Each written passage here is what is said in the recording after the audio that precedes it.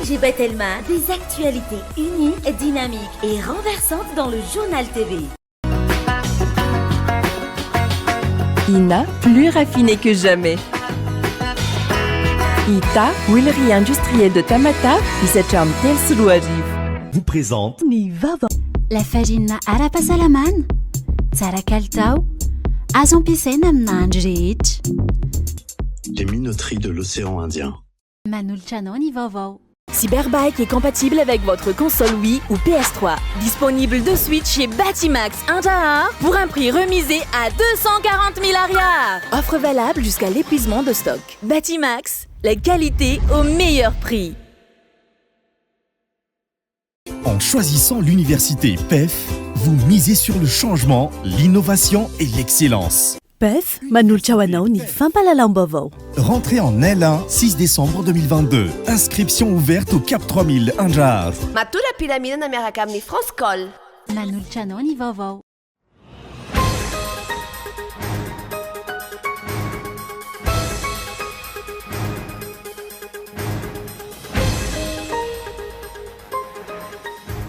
Tsy nasimpanitsina no nandaniny ny solom-bavam-bahoaka teny anivo ny anteny meram-pirenena ny volavolan-dalàna ny fenitety-bolam-panjakana ho antoana 3 nivoaka ny hevitra ny fivoriana ankilan'ny solom-bavam-bahoaka avy amin'ny antoko-ty manandritra ny fandaniana ny volavolan-dalàna. Mitombo ny trangana Covid-19 eto Madagasikara indrindra ny eto an-drenivohitra. Hatramin'ny 5 isan'andro ny voamanina fa tratra ny tsimikaretina. Raha ny fanadiadiana teny anivon'ny CSP2 namotana. Nankatoavana nandritra ny fivoriam-beny sy tazy fa 7 ny fampiasandro azo voamboana no giazina. Eto antoerana ho andro mpanao asa tanana. Isan'ny akora sarotra hita ny voamboana na eo aza ny fitombon'ny filany ro mpanjifa. Ny asa tanana vita avy aminy. Mahazo vahana amin'izao fotoana ny trangana tsy fandriam-pahalemana ao amin'ny tanàna ny vavateny na faritra na lanjorofo. Hatramin'ny sokafan'ny toam-piotazana jorofo. Isa lasibatra amin'izany ireo mpisehatra sy mpandraharahany an-toerany. Any velany nanome baiko an'ireo mpono amin'ny distrika Valo Zaingzo hanao fihibohana. Mandritra ny 5 andro ny fitondrana sinoa. Tao amin'ny fahatro no nisy ny fifandonana teo amin'ireo mpiasa na orinasa iray sy ny mpitandro ny filaminana omaly. Ny antsiprian'izay.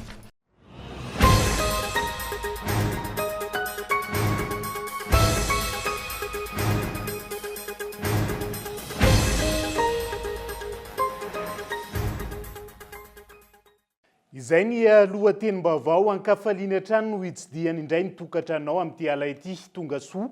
Atao anatin'ny fotoana ny fampahalalam-baovao amin'ny teny malagasy atena ny araba ary manasa anao ihany koa.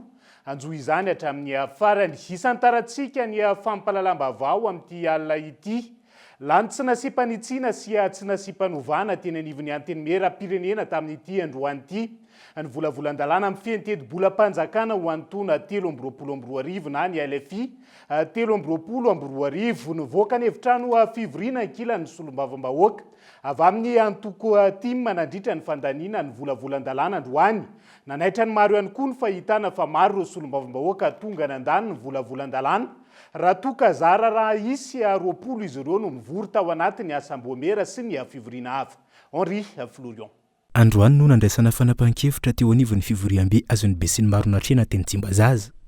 Ny mahakasika ny volavolan-dalàna amin'ny fenitety-bolam-panjakana ho an'ny taona 2024 na ny LFI 2023 no dinihana ary nolanin'ireo solom-bavam-bahoaka tsy nasimpanitsina sy tsy nasimmpanovana tamin'ity androany ity. Izany lalàna amin'ny fenitety-bolam-panjakana ho an'ny taona 2024 izany. Nafampana ny fanehoan-kevitra teo amin'ireo solom-bavam-bahoaka nandritra ny adihevitra amin'ny ankapobeny mahakasika ity volavolan-dalàna ity.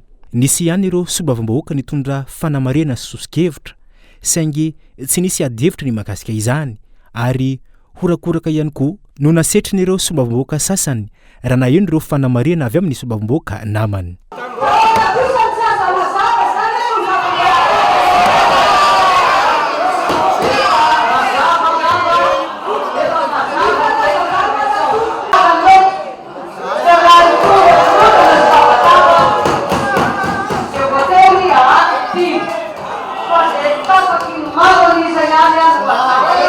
misa 5 no nanatrika ny fotoam-pivorina ka soravim-bahoaka 3 no nandany izany ary 2 kosa no nitsipaka ity volavolan-dalàna mifeny tetim-bolam-panjakana ity.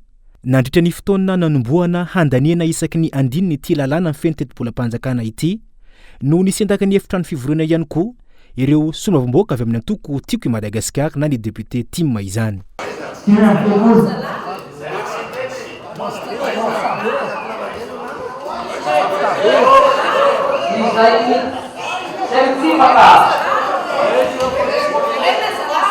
Maro ireo fanamariana napetraka ny soravim-bahoaka fa fanontaniana matetika ny verina ny mahakasika ny famatsim-bola ny lalambe mikodana mampitoy ny Antananarivo sy Tomasina ny mahakasika ny hetra ny faditsairana sy ny maro tsy voatanisa.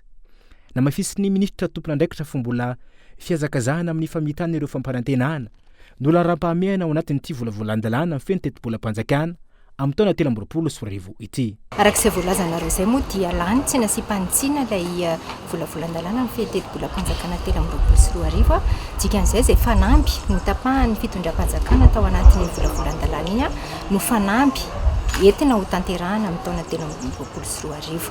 Marobe ireo fanamby ireo fa anisan'izany ny tena famitana an'ireo velorano Andriamatoa filoham-pirenena miisa 13 hitantsika ao anatin'ny tetim-bolam-panjakana io. Fa misy ihany koa ny fanamby amin'ny fiantsoana ireo mpampiasa vola ho eto Madagasikara amin'ny sehatra ny fizahan-tany sy ny sehatra ny indostria. Izany hoe raha fehezitsika zany dia ny politika ankapobeny fanjakana no izay voarakitra ao anatin'ny tetim-bola iny no tanterantsika amin'ny taona 2024. Ankilany, nanaitra ny mpanara-baovao ihany koa ny fahitana fa 80 isanjaton'ireo soravim-bahoaka no tonga teny Tsimbazaza androany nandany ity volavolan-dalàna ity. Ireo soravim-bahoaka izay tsy hitafiry nandritra ny asam-baomera sy ny fivoriana maro samihafa. Ankoatra ny teny Tsimbazaza, andrasana ihany koa ny fahatongavan'ity volavolan-dalàna mifeny tetim-bolam-panjakana ity ary andraisana fanapahan-kevitra eo anivony antenimieran-dolona izany. Fa isan'ny vaovao misongadina ihany koa antiala ity dia tokony hanamafy ny fanaraha-maso ataony ny banky FOIB amin'ny alalan'ilay rantsana commission de supervision bancaire et financière manoloana ny olan'ny BGFI. Banka amin'izao fotoan'izao ny paitoekarena nanaovana fanadiadiana ho an'ny androany. Ilaina jerena akaiky anatin'izany ny fanarahan'ity banky tsy miankina ity ny voalaza lalàna 22 tsipika ohatra 1.20 izay mameny banky eto Madagasikara amerana ny olana sy ny fatiantoka samihafa mety aterak'izay onona sainy. Anatin'ny fahasahiranana ara-pitantanana amin'izao fotoana ny banky tsy miankina BGFI Banque Madagasikara antony tonga ny banky FOIB ny Madagasikara namoaka fanambarana tamin'ny alalan'ny ratsamangaikany ny CSPF na ny commission de supervision bancaire et financière izay nampatsiany voalazan'ny lalàna 22 tsipika 220 mameny ny banky eto Madagasikara. Jerevantsika tsara ny taratasin'ny banque centrale milaza mazava hoe ny article 450 amin'ny lalàna io. Aloha natongavana nefa amin'le article 450 dia tsy maintsy miainga amin'ny article 350 amin'ny lalàna io ihany. Fitantanana arabola ozy an'le orinasa, le banque zany, hoe mety tsy siny fampatokisana eo amin'ny vola hoentiny. La situation financière de l'entreprise de crédit est de nature à mettre en cause la bonne fin de ses engagements ou ne garantit pas suffisamment sa solvabilité, sa liquidité ou sa rentabilité. Les modes de gouvernance de gestion, l'organisation administrative ou comptable ou le système de contrôle interne de l'entreprise de crédit représentent de graves lacunes au regard de la réglementation en vigueur. Ça n'est en tout cas misy olana geza zany anatin'le banky. Rororo ihany zany zao miatra raha mikasika ny BGFI zany ankehitriny. Rehefa avy eo ao anatin'ity ihany mandefatsika makany amin'ny article 450 zany hoe na tiana na tsy tiana zany hoe misy olana zany anatin'ny BGFI. Ary hitatsika tsara zao fa ho an'ny mpanjifa ny zareo BOA namoaka communiquer zareo hoe aza mandraindray aloha chèque avy any amin'ny olona manana compte BGFI. Ankoatra ny Banque of Africa izay nampafantatra ny mpanjifany amin'izay tsy fandraisany intsony ny chèque avy amin'ny BGFI Banque izay nampilaza ny mpanjifany tamin'ny alalan'ny SMS ihany koa androany ny banque BMOI fa tsy mandray chèque avy amin'ny BGFI Banque ihany koa. ireo banky ireo izay mahafantatra tsara ny olana misy eo amin'ity BGFI Banque Madagascar ity amin'ny mampikambana azy ireo ao anatiny APB na ny Association Professionnelle des Banques. Tsy ivona ny 12 hatramin'ny 15 novambra teo no tonga teto Madagasikara ny filoha tale général ny BGFI Banque ary inona fa mety misy ifandraisany amin'izao zava-misy izao io diany teto an-toeran'io. Ity banky ity izay namoaka fanambarana ihany koa tamin'ity androany ity ary mbola nanome toky ireo mpanjifany sy mpiara-miasa aminy fa mihodina araka ny tokony ho izy ny BGFI Banque Madagascar ary hanampy azy amin'izao zava-misy izao ny groupe BGFI Banque. Eo anatrehan'ity toetra raha ity tokony andrainy andraiky ny commission de supervision bancaire et financière eo anivon'ny banque Foibe araka ny fahefana nomeny lalana azy ary tokony samy ampiatra ny mangarahara na ny fanjakana na ny tsy miankina amin'ny ity raha ity ho fiarovana ny mpanjifa. Ao anatin'ny article fa 7 amin'ilay lalana foana zany dia milaza mazava fa ny CSPF koa afaka maneno superviseur anaramaso an'ilay banky dia ny tsy mazava zany androany efa nanendra ny superviseur io ve ny CSPF satria zay fidirana superviseur zay zany mame antoka ho an'ny olona hoe voaja tsara satria mety manao fanamboamboatra ao anatiny eo izy menakavy tsy afaka milaza mihitsy ny BGFI fa tsy misy olana ao aminy dia ny zavatra misy koa teto ny président 12 andro lasa zay dia matoa zany maly no miparitaka teto amin'ny tsenan'ny secteur bancaire le olany BGFI dia satria naka mesure conservatoire zany ny CSPF mila mangarara le izy satria le secteur bancaire zavatra sensible satria volan'ny olona nitsempoka anie na ny ataontsika hoe na ny particulier na ny orinasa personne physique na personne morale ao anatin'le banque. Ny zanana antanina tamin'ity androany ity ny eo anivon'ny BGFI Banque Madagascar ny amin'ny fepetra ifanoraisina sy horaisin'izy ireo manoloana ity olana ity saingy tsy mbola nisy afaka nandray ny mpanao gazety ary tahaka izay ihany koa ny teo anivon'ny commission de supervision bancaire et financière eo anivon'ny banque Foibe ny Madagascar izay mitana anjara toerana lehibe amin'ity raha ity. Isan'ny andrasana amin'ireto rafitra roa ireto ny hoe efa amperinasa avy ny superviseur avy amin'ny CSPF manaramaso ny fomba fiasa sy ny fitantanana eo anivon'ny BGFI Banque Madagascar ho fiarovana sy ho fanomezana antoka ireo mpanjifa n'ity banque ity ialana amin'ny tranga izay niseho tamin'ny BCM na ny Banque Industrielle et Commerciale de Madagascar izay nikatona ny taona 420.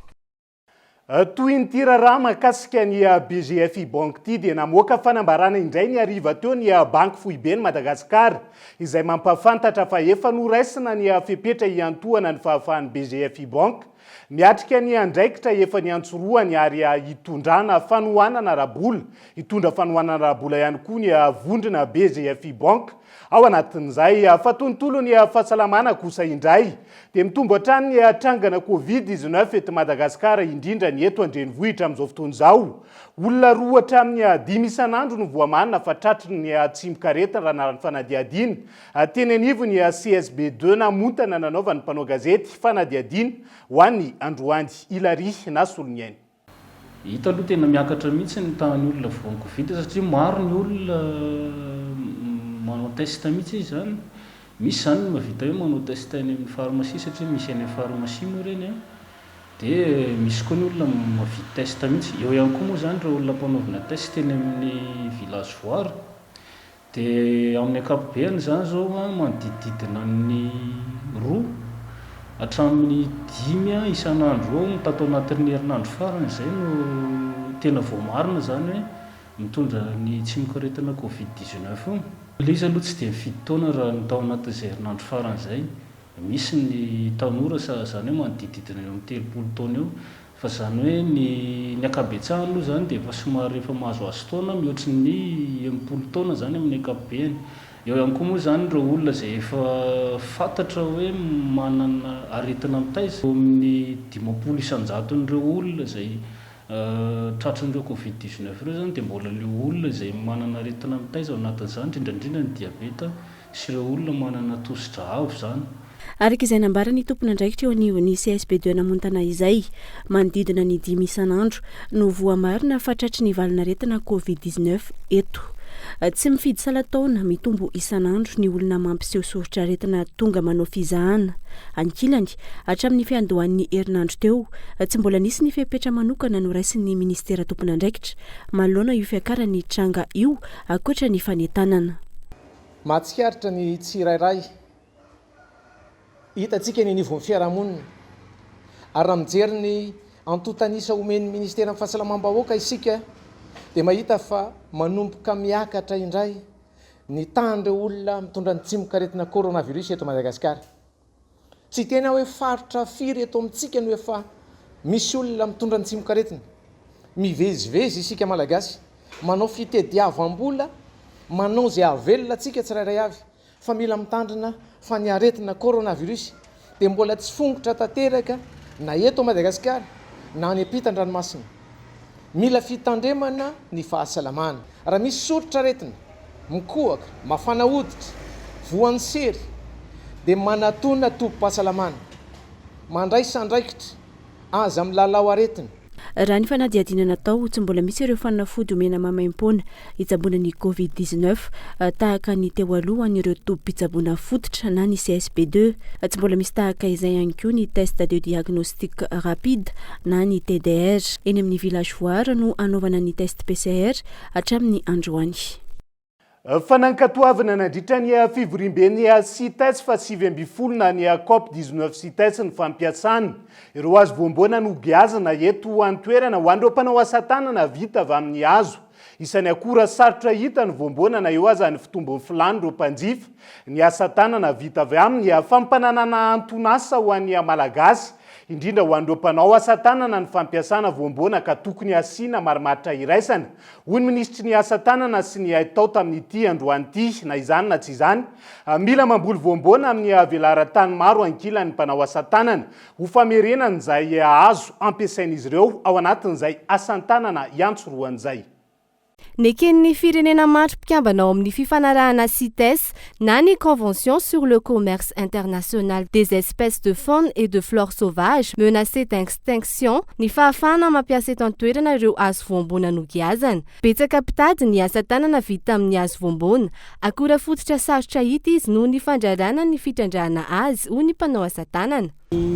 Sedrainay amin'io zany dia le fahitanan'le hazo aloha sarotra be rehagna aminay anay olona avy any ambositra mihitsy ny fanfatra aty isan-kerinandro satria hoe lasa tsy avela kapaina le izy dia voasakasakana dia mividy aminay koa le olona dia tsy mahatafavoaka makany velany dia izay koa ndrarinay hoe mba tsy sakasakana tsiny zany le asanay na resaka amin'le produit fini le ivoana azy indrindra fa ny matière première. Zay aloha tsy mamboly satria mbola ambany vohitra na ambositra reto no maniry fa tsy dia hoe ambositra tapin-tanàna fa ny hazo ambolena eo tapin-tanàna kininy na sapin fa tsy afaka maniry eo ambositra mipalisandra. Tokony hisy ny marimaritra iraisana amin'ny fampiasana ny hazo sarobidy toy ny voamboana hoy ny ministry ny asa tanana sy ny aitao noho ny fisian'ny malagasy maro mivelona amin'ny asa tanana vita amin'ny hazo.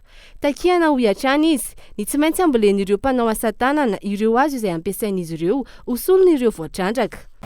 Fampananana asa anatonina asa ataon'ny malagasy ny fampiasana voamboana palissandre sy ny sisa ka tokony mba asiana marimaritra iraisana satria rehefa misy ohatra tsika fangatana avy any ivelany filana ataoko hoe maketana bateau fotsiny ohatra ahoana moa amin'ny fomba ahoana ny ahafahan'ny malagasy mandefa maketana bateau hoe tsy mahazo mandefa ianareo mihoatra ny folokilao tsy mandefa ny dikan'izay tsy mivarotra tsy miasa zao ke sarotra ihany satria be dia be ny malagasy mivelona amin'io resaka hazo io ka tokony kosa isika zany ny tambiny dia ny hoe aleo hamboly velarana maromaro anjaranay ministera zany no mifanaraka hoe ireto velarana ireto dia natao hambolena voambona sy ny sisa sy ny raha iverenana isan'ny firenena nankatoa ny fifanarahana iraisam-pirenena mifehy ny varotra iraisam-pirenena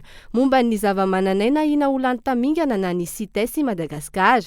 Ho fanajana izany, nisy ny naoty navoaka ny volana janoary taona 2024 mandrara ny fitrandrahana azo sarobidy sokajy faharoa toy ny azo mainty na bois d'ébène, ny andramena na ny bois de rose ary ny voambona na ny palissandre manerana ny Madagasikara. Voarara araka izany ny fanapahana, ny famarotana, ny fitaterana ary ny fanondranana ireo azo ireo. Na eo aza izany fandrarana izany, mbola maro ireo samandika io lalàna napetraka io. Vao tsy ela akory, fiara nitondra azo voambona avy ao Votraivo Ambatondrazaka no sarony mpitandro ny filaminana ary taratasy fahazondalana tamin'ny anaran'ny solombavam-bahoaka Lanto Rakotomanga no nasehon'ny mpamily. Iny tranga iny izay nininam-panginina ary tsy nisy toy ny intsony hatreto. Voasikajo firenena manana ankizy vehivavy miaina anaty farim-piainana marefy Madagasikara hoy ny banky iraisam-pirenena.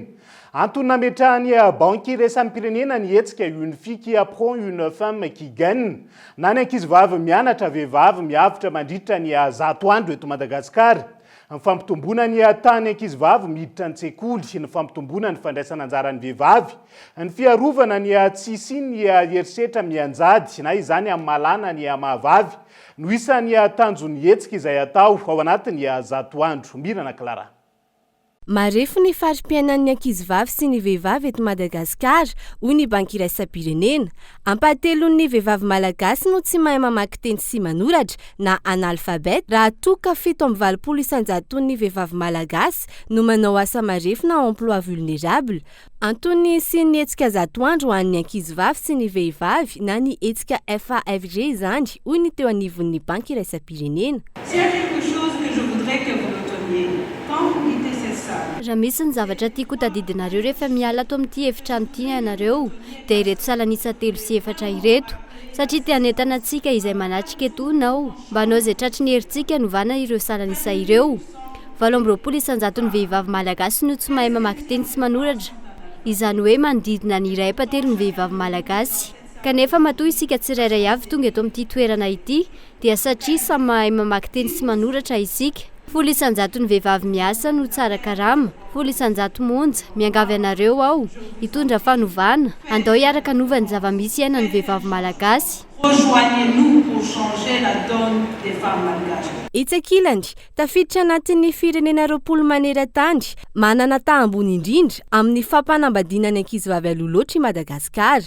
Raha ny fanadihadiana nataon'ny banky iraisam-pirenena, arakaraky ny tomboan'ny taona ijanonan'ny zazavavy an-tsekoly, no mampitombo 10 hatramin'ny 20% ny vola miditra ho azy ireo any aoriana na ny revenu futur.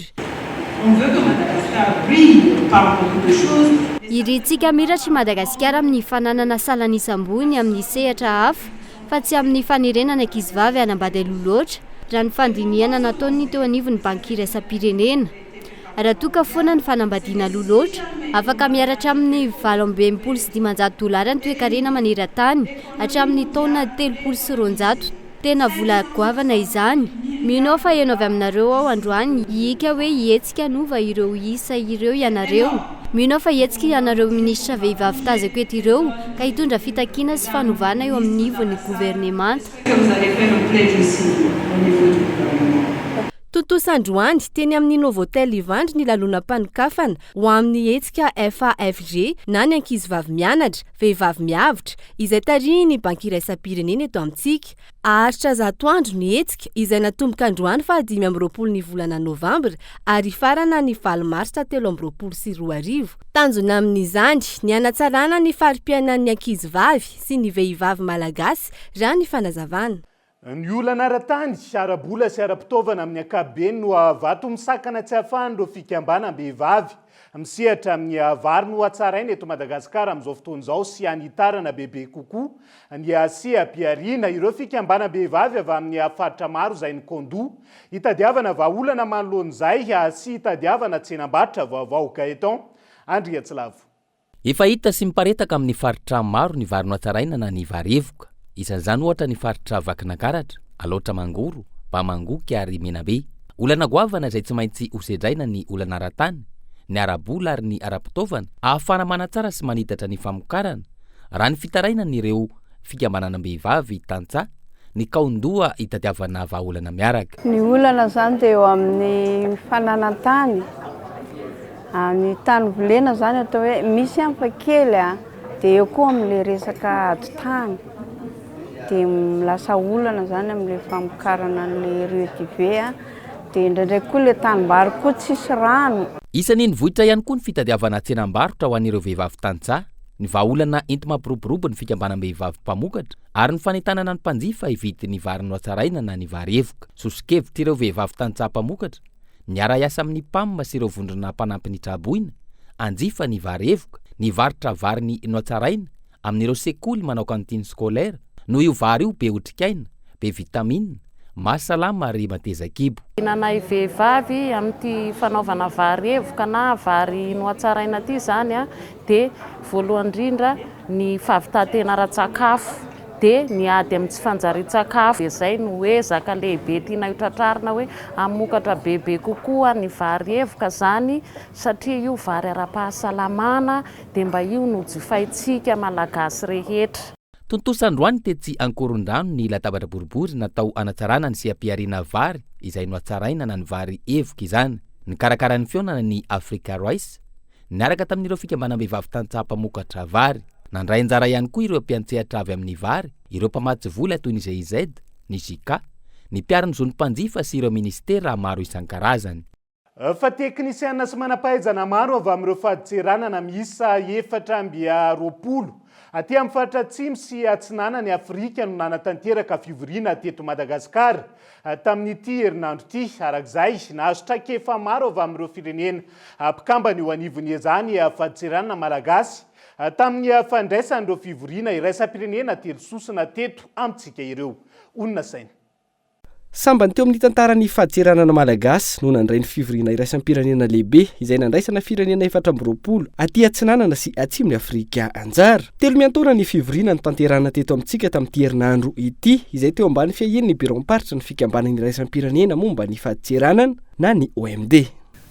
Lafiny maro samihafa satria misy fanarahana ny atao hoe fanampiana moa zany amin'ny renforcement de capacité, misy ny fizarana fomba fanao tsara, misy ny fandiniana ny zay anampiakarana ny efficacité-na douane ray amina firenena ray, misy ny resaka facilitation des échanges. Ndresana am'izao ny ZLECAf zay tsenam-barotra amin'ny continent africain.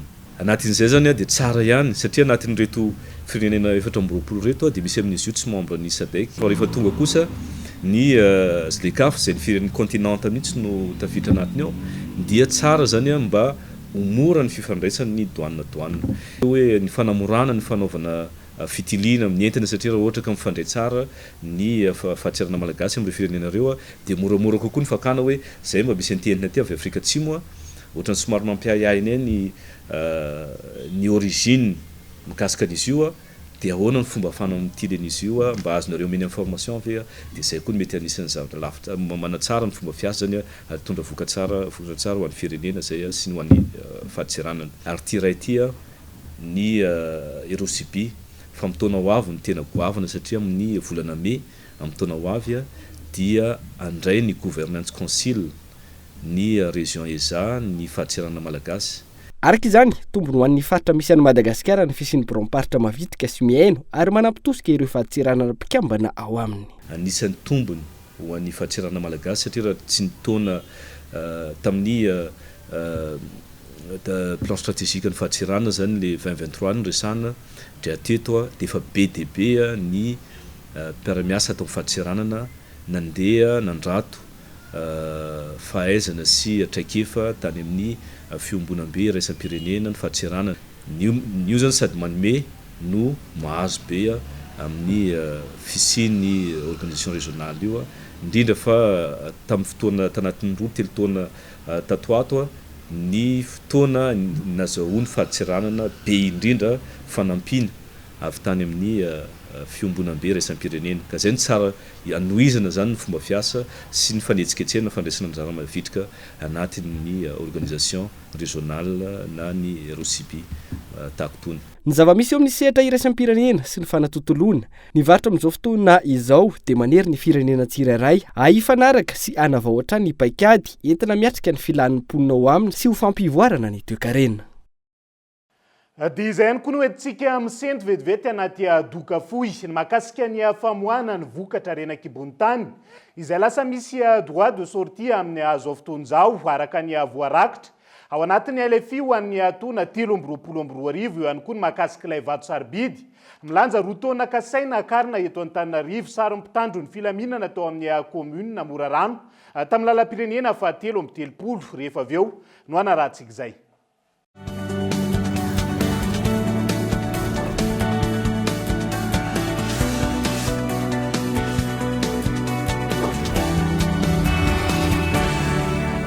Vivez des moments plus forts. Suivez vos émissions préférées sur votre smartphone. Maintenant, c'est possible. Achète ton smartphone, gagne des bonus et Telma TV gratuitement.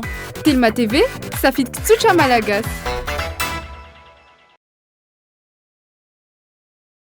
Ina, dia vita amin'ny soja voafantina mba hampatsiro ireo karazan-tsakafo karakarainao. Ny menaka Ina dia ahitana oméga 3 sy oméga 6 ary ara-pahasalamana no notrikaina entin'ny soja. Ina, ilay menaka manome tsirony nahandronao isan'andro.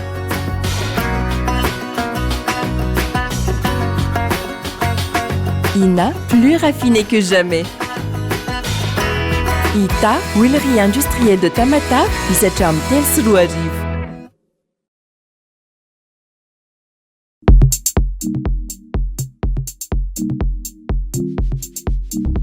La farine ara-pahasalamana, tsara kalitao, azo ampiasaina amin'ny nahandro rehetra. Vokatra vita malagasy ary hitanao eny amin'ny mpanjara rehetra. Tsy oela, ny lafarina sy le pain amin'ny lanjany 1 kilao.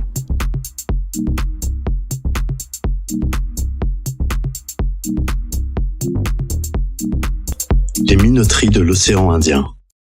Vita malagasy. Maro dumuka fanapeseko fa France cola fuileko. Mura sadi efficace, monsieur Mustica cita trasi. Casa mia lam. Manice. Si manepucho. Madini jusqu'à Marenjeng. Matura piramide na miaraka amin'ny France Col. Université PEF. Parcours études et formations. 3 filières au choix. Informatique, 2 options. Développement d'applications et web, réseau et base de données. Droit, diplomatie et relations internationales. Management et administration des affaires pour obtenir les diplômes de licence et master suivant le système LMD. Admission sur sélection de dossiers et entretien. Rentrée en L1, 6 décembre 2022. Inscription ouverte au Cap 3000 Anjar. Contact 038 45 085 85. 020 85 085 85. En choisissant l'université PEF, vous misez sur le changement, l'innovation et l'excellence. Université PEF, l'excellence à portée de main.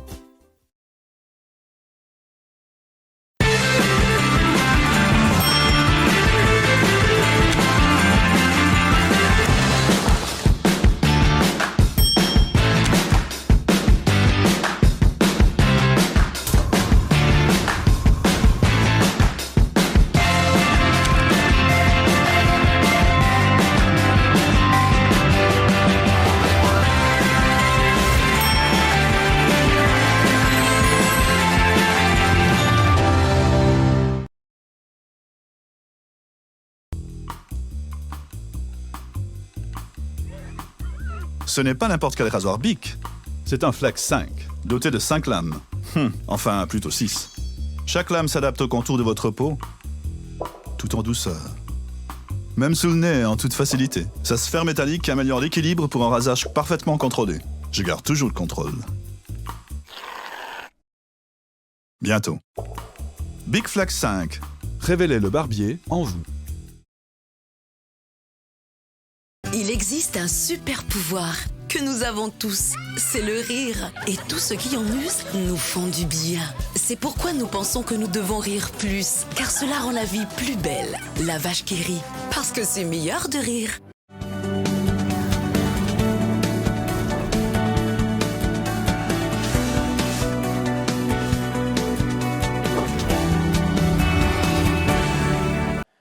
Mamenina ny araba tonga klasia tonga vavy tonga soa indray atao anatin'ny tapany faharoa amin'ny fampahalalam-baovao amin'ity alay ity isantarantsika izay. Ahatra 3 andro ny journée internationale des régions na nihetsika iraisam-pirenena ho an'ny faritra. Andiany faha-efatra izay natomboka atao amin'ny faritra Vakinankaratra omaly. Tonga nanokatra izany tamin'ny fomba ofisialy tany an-toerana ny Prime Ministre lehibe ny gouvernemanta. Kolo Antsirabe. Ny faritra Vakinankaratra no voasafidina indray ny journée internationale des régions na ny andro iraisam-pirenena ho an'ny faritra andiany faha-efatra tamin'ity taona 2024 ity. Tanjon'ny hetsika iraisam-pirenena ho an'ny faritra ny fanohitra ho an'ny fitsijaram-pahefana mahomby antoka irosoan'ny faritra ho an'ny fampandrosoana.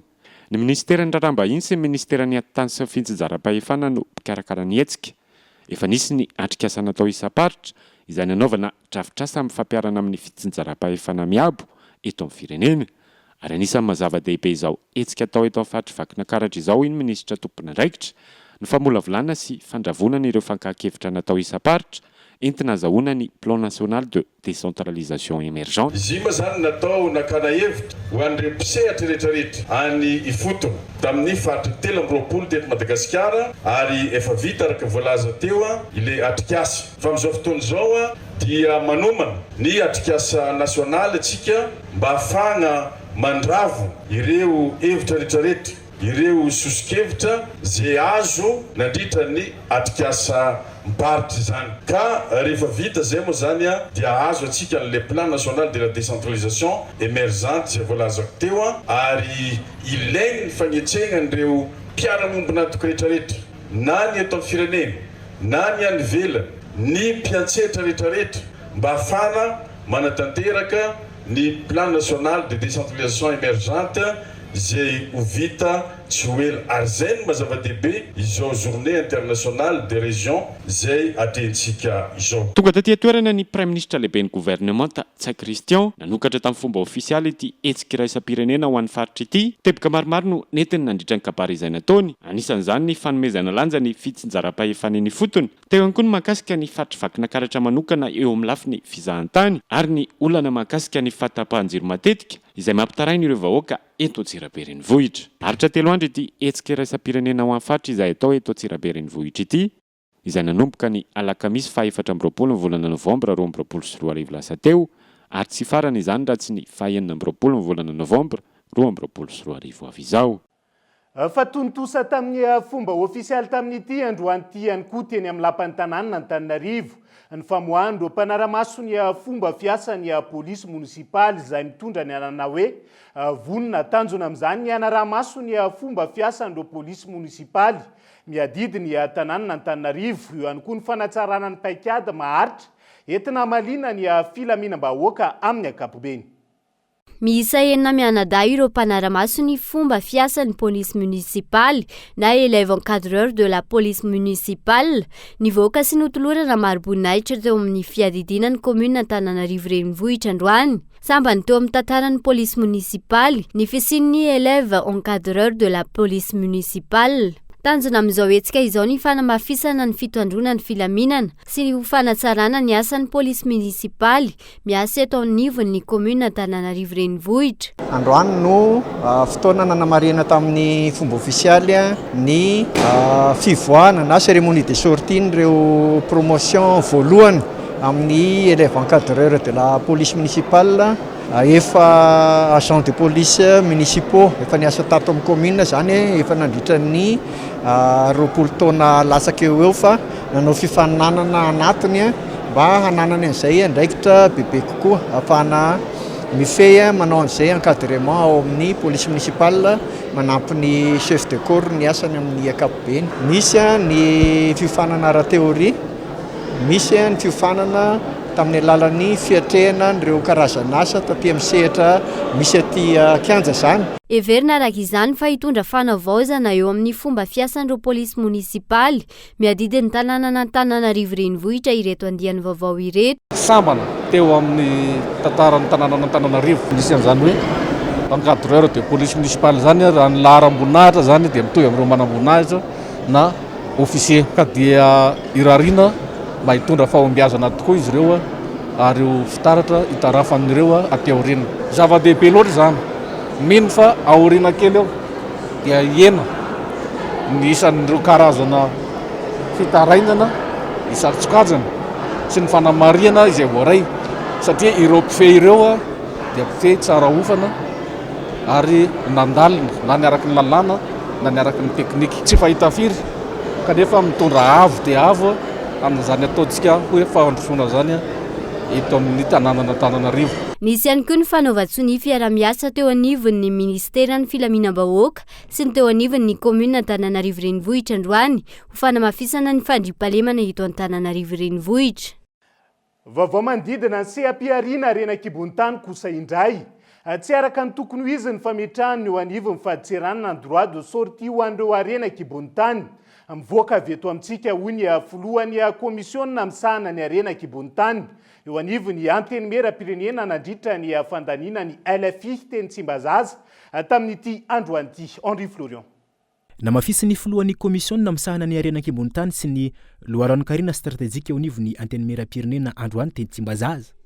Fa tsy mifanaraka amin'ny zava-misy ny fipetrany raisiny teo anivon'ny fahadiseranana. Makasika ny fametrahana ilay antsoina hoe droit de sortie. Misy ny lalàna vaovao zany nampidirin'ny douane dia natao hoe droit de sortie. Zany hoe entre 5 à 10% zany ny Renakibonitany zay navozina zany namboarina zany atao hoe produit fini eto Madagasikara dia 10 à 20% zany ho an'ireo brut zany hoe mbola tsy nikitihana mihitsy zany. Zany zavatra rehetra zany anisan'ny sarotiny tenako hoe arena tsy azo avozina ny Renakibonitany na ny loharanonkarena stratégique. Momba an'izany ny tenako. Fa kosa atsika zio efa anatin'ny famolavolana ny lalàna ifehina Renakibonitany sy loharanonkarena stratégique. Dia mba ny tenako hoe tsy tokony atao anatin'ny loi de finance io fa tokony ampidirina amin'ny tokony manatrika an'ireny famolavolana an'ireny lalàna ifehina Renakibonitany reny na ny direction générale d'impôt na direction générale de douane. Zay aloha voalohany. Ary faharoa tsy ho compétitif ny arenatsika raha ohatra ka asiana an'ireo taxe maro be ireo. Namafisy ny ihany koa fa eo ampamolavolana ny lalàna mifehy fitandrana Renakibonitany ireo mpiantsehatra rehetra amin'izao fotoana izao ka ho foana ho azy ity fanapahan-kevitra ny raisin'ny fitoram-panjakana ity raha toa ka tafapetraka izany code minier izany. Ny loi de finance ane rehefa adopté aty amin'ny antenimera-pirenena ny fampiarana azy dia mandalo décret d'application mandalo décret d'application ny conseil des ministres zany dia azadino fa ny lalàna mifehina Renakibonitany dia loi lalàna zany ka maty ho azy foana ho azy iny décret d'application iny rehefa tonga n'le lalàna dia inona ary anaovana prévision zany hoe iny hoe tetipolam-panjakana zay mbola initial dia asiana an'izay dia lasa hitako hoe tsy mety manimba zany le prévision zay chiffre voakan'io loi de finance io ny zavatra misy raha ohatra ka afaka ao daholo zany zay prévision mikasika ny fanasiana ny droit de sortie ny produit extractif rehetra misy eto Madagasikara. Raha ny fanazavana trany tsy nisy ny fakan-kevitra tamin'ireo mpiantsehatra makasika ny Renakibonitany nadritra ity fanapahan-kevitra ny raisiny teo anivon'ny fahadiseranana ity. Fa hiady mafy fampanajana ny azon'ny mpiasa ny filovavaon'ny syndicat eo anivon'ny Istat amin'izao fotoan'izao. Ny syndicat ny mpiasa eo anivon'ny Istat izay nahitana olana sy fitokonana ny fanetsy raha ny tamin'ity taona 2022 ity. Un syndicat autonome des personnels de la statistique na ny SAPS izay tsy nisy ny andraikitra tao anatiny valo volana raha iverenana mamonjay. Daniela Mino Arso. Isan'ny teraka savorivory sy korotana maro teo amin'ireo mpiasa eo anivon'ny Instat Madagasikara ny fataperan'ny fitaom-pitondran'ny syndicat autonome des personnels de la statistique teo aloha izay syndicat mpiaro ny zo mpiasa rehetra eo anivon'ny Instat na ny SAPS ny volana martsa lasa teo. Tamin'ity volana ity, tsy maintsy nroso tamin'ny fandaniana ny filoha vaovao ny syndicat SAPS teo anivon'ny Instat Madagasikara ka isan'ny andrasana amin'izao fitaom-pitondrana vaovao izao ny mahakasika ny fanajana ny zon'ireo mpiasa. Ny zavatra miandro moa zany dia mazava ho azy fa mifototra amin'ny sata amin'ny fian'ny syndicat ihany. Misy ny fiantrehana ny raha anatiny, misy koa nefa ny raha ivelany. Miezaka ny syndicat zany hanatsarana ny fifandraisana amin'ireo anankiroa ireo ary fiarovana ny zon'ny mpiasa eo am-panantanterana ny asany sy ny zo fototra izay voarakitry ny lalàna zany. Fandinianandreo indemnité isan-karazany izay hitatsika fa somary efa lany andro ihany raha ny vidim-piainana amin'izao ny hatretina mila fandiniana izy ireny na ohatra fotsiny ara hoe indemnité de logement rehetra, ny éloignement sy ny sisa reny zany izay tambarany iana rehetrarehetra. Tsy ahivina, nitsangana nanomboka ny taona 2012 ny syndicat SAPS ka maharitra efa taona ny fotoam-piasany. Androany, nisy ny fifamindram-pitondrana teo amin'ny filohan'ny syndicat SAPS teo aloha sy ny filoha vaovaony. Fa iazo any vavantenina vetivety sika ao anatin'ity vaovao manaraka ity. Mahazo vahana amin'izao fotoana ny trangana tsy fandriam-pahalemana ao amin'ny tanàna ny vavantenina faritra Nalanjorofo hatramin'ny ny sokafa ny tompiotazana Jorofo. Isan'ny lasibatra amin'izany ireo mpisehatra sy mpandrarahany an-toerana raha ny fanadihadiana. Mpividy jorofo iray no nisy nandrava omaly teto ampovoan-tanàna ny vavantenina tokony ho tamin'ny 12 sasany. Notafian'ireo jiolahy ity mpanangam-mokatra ity ary torana tsy niantsiaro tena tao aorian'ny ratra nahazo azy nandritra izany. Olona raiky izy mitondra jirofo tanaty saseza lelamenty. Manisa lamba mena izy. Dia rehefa vita pezaza amin'izay jirofony eo, izany ny voalana an-javinalaka ny saka eo. Dia efa lampo nazy laoka tsy tafitenitra dia lavitra amin'igny saky vola tantagnako. Vola nisy vola tanatin'ny saka. Ireo mponina manodidina no nahita ity tranga ity ary nitondra ilay mpanangam-mokatra teny anivon'ny hôpitaly tao vavantenina raha ny fanazavana. Ny peizazy ireo eo amina 15 minitra tsy mety nisy olona niboaka. Dia elahela zany nahita boakely ko avy ampianatra elita tondra jirofo magnatina saka magnany. Anao zany vijirofo ambady koa vijirofo. Da tonga takany boakely misy olo maratra ny ako zao fa mandeha rabe. Olo maratra dia eo finaomba bandy takeny oza. Ny zako mari tsy rarara mitsokoko mani raha mandeha. Dia naomba zay bandy oza. Oza madi be zay izy. Tato anatin'ny iray volana mahery nisokafa ny tompiotazana Jorofo. Mahazo vahana ny trangana tsy fandriam-pahalemana manodidina ny sehatra ny fandrarana Jorofo sy ny halatra samihafa raha ny nambaran'ireo mponina. Fa vato sarobidy milanja roa taona kasaina karina eto Antananarivo no sary mpitandron'ny filaminana atao amin'ny komuna Morarano tamin'ny lalam-pirenena fahatelo amin'ny telopolo. Sary natao amparafara vola ihany koa ny rongono milanja 70 kilao izay nentina taksi brosy saika ampiakarina eto Andrenivohitra ihany koa raha nambarany tompona andraikitra tamin'ity androany ity. Nahita mboka ny fiara-miasa mitandron'ny filaminana sy ny vahoaka atao amparafara vola tato anatin'ny 420 ora. Misy telo ireo trangana fanondranana antsokosoko vato sarobidy sy fitaterana zava-mahadomelona sarin'ny polis-pirenena. Voalohany amin'izany fitaterana vato amin'ny atista roa taona latsaka kely tratra tao amin'ny komina Morarano Ivakaka. Nisy fiara anankiray avy any Beauville niazo lalam-pirenena fahatelo amin'ny telopolo RN 33 ho aty hiakatra ny Antananarivo.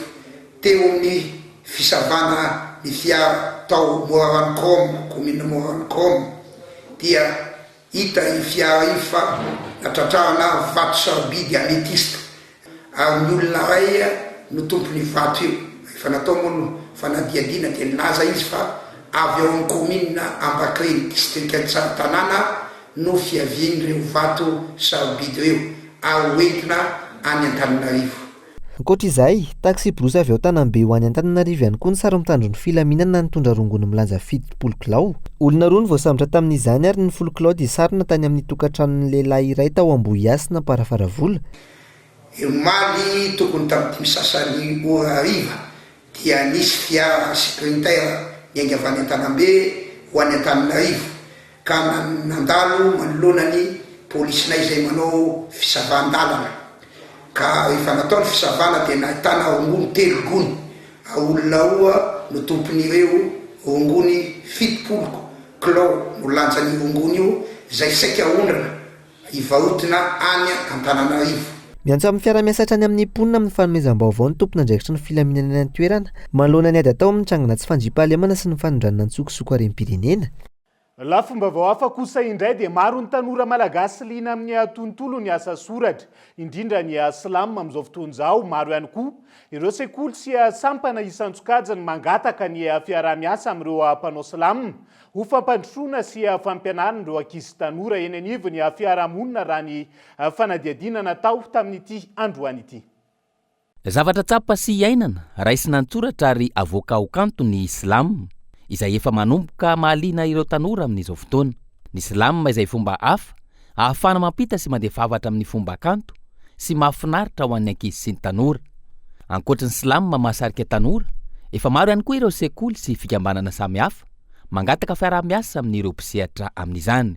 Reny organisme lehibe reny mitady slameur ampanao sensibilisation, ampanao formation, ampanao animation na activité na any amin'ny école na any amin'ireny centre na structure reny. Tiako tenena zany manomboka liana amin'ny resaka boky sy soratra zany ny vahoaka malagasy indrindra ny tanora amin'izao. Raha le fanontanianareo teo hoe iza ny tena manaraka ny Madagasilama, tanora aloha ny betsaka indrindra manaraka anazy. Moyenne d'âge ataontsika angamina ataontsika hoe entre 16 à 22 ans. Par contre reo 16 à 22 ans reo amin'ny PDB mineur anazy arahany ray aman-dreny le izy. Tanora PDB zany mijery dia le ray aman-dreny manaraka anazy koa zany lasa manaraka ho azy an'le mouvement. Dia zay zany natonga an'le izy hoe nanao an'le effet miparitaka le silamo atao anatin'izay 15 ans zay hoe mita anaty rehetrarehetra ny slameur satria mampita an'izay hoe atao outil d'éducation, outil de sensibilisation ary indrindra outil de développement culturel ho an'ny tanora. Tahaka ny kanto rehetra mifono hafatra sy fampianarana ny silamo saingy raisin'ny olona ho zavatra hafa zany amin'ny ankapobeny. Fomba fijery izay mila hovaina ka mitakezaka sy fiarah-miasa bebe kokoa.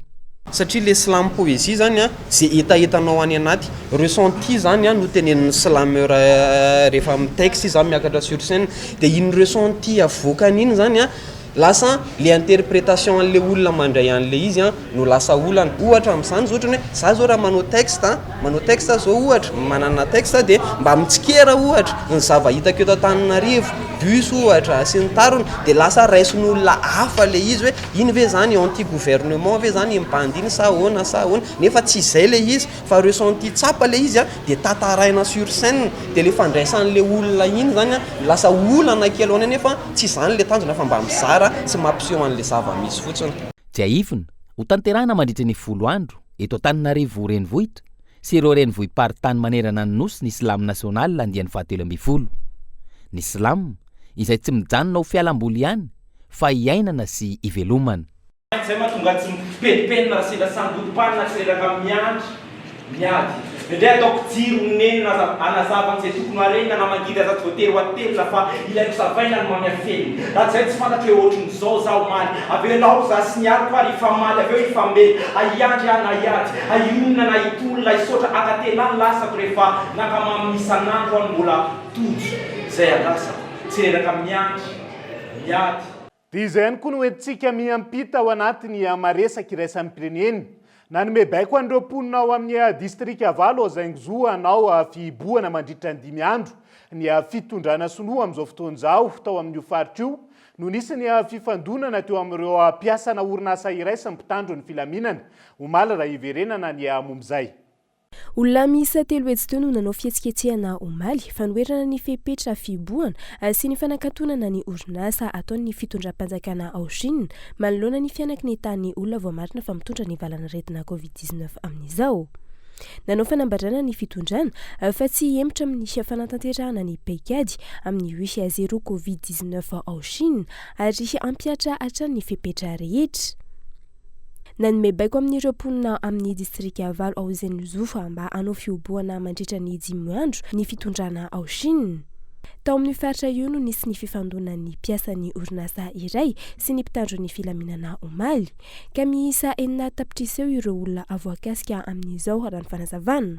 Raha tsy ivona tsy manaiky ny fampiatona ireo orinasa no nisy afisian'ny valanaretina COVID-19 intsony ireo mponina any an-toerana. Nanao fanambarana ny tompon'andraikitra any an-toerana fa tsy nitsahatra mitombo ny olona voamarina fa mitondra ny valanaretina COVID-19. amin'izao raha ny fampitam-baovao hatrany fantatra fa tsy mbola maharesy ireo variant vaovao izay mipoitra amin'izao ireo vaksiny fanefitry ny valanaretina covid-19 rehetra. Mifarany eto ihany koa ny fotoana ny fampahalalam-baovao an'ny androany naiza misy anao ankafaliana no hitondrana ny teny fisaorana ho antsika rehetra nanaraka ny fampahalalam-baovao hatramin'ny farany madapitafa ho amin'ny rahampitso indray ary tomboky lahy sy tomboky vavy veloma tomboka.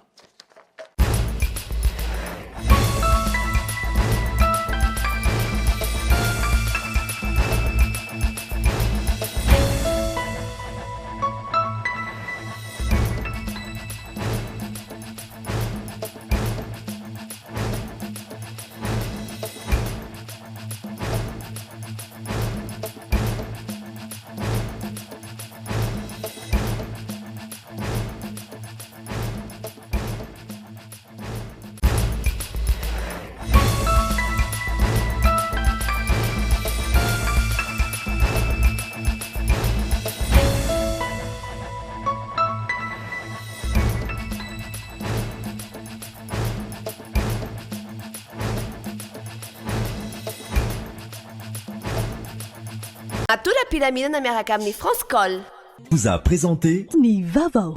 La farine ara-pahasalamana tsara kalitao azo ampiasaina amina andro rehetra narahinao teo niaraka tamin'ny LMOI ny vaovao. Cyberbike est compatible avec votre console Wii ou PS3. Disponible de suite chez Batimax Inter pour un prix remisé à 240 000 arrières. Offre valable jusqu'à l'épuisement de stock. Batimax, la qualité au meilleur prix. En choisissant l'université PEF, vous misez sur le changement, l'innovation et l'excellence. Rentrée en L1, 6 décembre 2022. Inscription ouverte au Cap 3000 Anjar. INA, plus raffiné que jamais. ITA, huilerie industrielle de Tamata, Isacham Telsulouajiv. Vous a présenté Nivavo. 5G Batelma, des actualités uniques, dynamiques et renversantes dans le journal TV.